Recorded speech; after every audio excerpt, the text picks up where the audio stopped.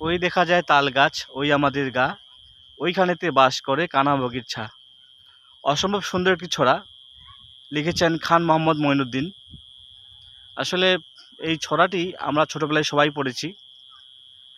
এই তাল গাছ আমাদের গায়ের তাল গাছ, এই তাল গাছ বড় হলে কিন্তু অনেক সুন্দর হবে।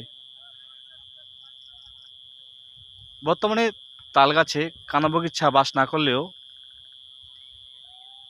এর সৌন্দর্য এবং গুণগত মান অনন্য।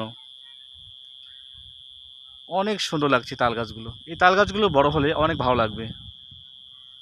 আসলে সেই দিনের ছোড়া আজও মানুষের কাছে একেবারে সমাদৃত। আগেও ছিল যেমন সমাদৃত, এখনও সমাদৃত, অর্থাৎ সবারই ভালো লাগে। গায়ের একটি গাকে কেন্দ্র করে এই ছড়াগুলো লেখা হয়েছে, সেই সঙ্গে তাল গাছকে কেন্দ্র করে। এই তাল গাছগুলো অনেক ভালো লাগবে যখন আরও বড় হবে।